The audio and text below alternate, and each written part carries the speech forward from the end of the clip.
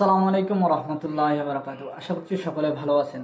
তো আমি ইদানিং একটা প্রশ্ন দেখতেছি যে নাগরিক সনদ এবং আপনার জাতীয়তা সনদ বানাতে গেলে আপনার ইদানিং বলতে এই প্রশ্নটা আরো আগে দেখছি। সেটা হচ্ছে নাগরিক সনদ এবং কমিশনের সার্টিফিকেট বা যে কোনো প্রত্যয়নের জন্য আবেদন করতে গেলে দেখায় যে আপনার এই মুহূর্তে আপনার কাউন্সিলর অথবা ইয়ার কার্যালয়ে সেবা বন্ধ আছে। তো ওই ক্ষেত্রে আপনারা কি করতে পারেন? ঠিক আছে, কাউন্সিলর সার্টিফিকেট তো এটা নিতে গেলে আপনার বা অন্য যে কোনো প্রত্যয়ন নিতে গেলে অনেক সময় সার্ভারে দেখায় কি আপনার এই মুহূর্তে আপনার কি বলে আপনার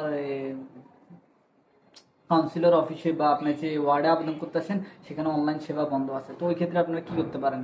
তো আপনারা অনেকে মনে করেন যে আমি কি আর কাউন্সিলর সার্টিফিকেটটা পাবো না, বা যে প্রত্যয়নের জন্য আবেদন করতেছি নাগরিক সনদ, জাতীয়তা সনদ বা যে কোনো সনদের জন্য আবেদন করতেছি সেটা কি আর পাবো না?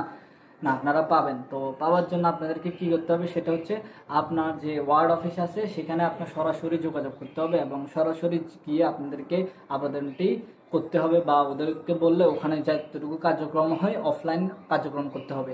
অর্থাৎ ওইরকম অনলাইনে দেখানো মানে কি অনলাইন সেবা আপাতত বন্ধ আছে, কিন্তু আপনার অফলাইন সেবা নিশ্চয়ই চালু থাকবে বা চালু থাকার কথা। ঠিক আছে, কারণ অনেক জায়গায় এরকম হচ্ছে সেম।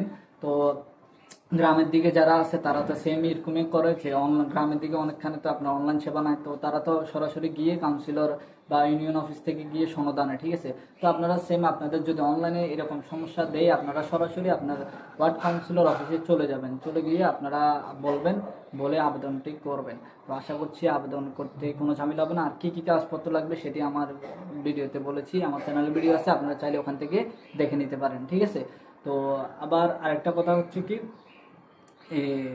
অনেকে কি বলে অনেকে যে কাউন্সিলর সার্টিফিকেট এগুলো আবেদন করতে মানে অনেকগুলি টাকা চায়, 250-300 টাকা। আসলে অনলাইনে যারা আবেদন করবেন নিজে নিজে আবেদন করবেন, আর কিভাবে আবেদন করবেন সেটা নিয়ে আমার চ্যানেল ভিডিও আছে, চাইলে দেখতে পারেন। আর এমনি ওয়ার্ড কাউন্সিলর অফিসে আসলে টাকা নেওয়ার কোনো সিস্টেম আছে বলে আমার জানা নাই।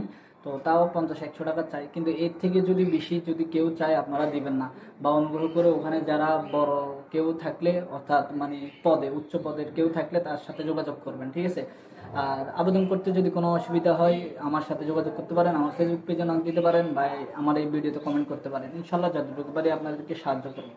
তো আশা করছি আজকের ভিডিওটি বুঝেছেন যে আপনারা যদি এরকম অনলাইনে সমস্যা দেখায় আবেদন করতে, তাহলে সরাসরি কাউন্সিলর অফিসে যাবেন, ওখান থেকে ইনশাল্লাহ আপনারা যে কোনো প্রত্যয়নের জন্য আবেদন করতে পারবেন এবং নিতে পারবেন, কোনো সমস্যা হবে না ইনশাল্লাহ।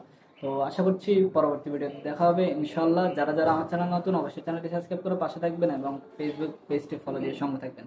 আল্লাহ হাফিজ, আসসালামু আলাইকুম ওয়া রাহমাতুল্লাহি ওয়া বারাকাতুহু।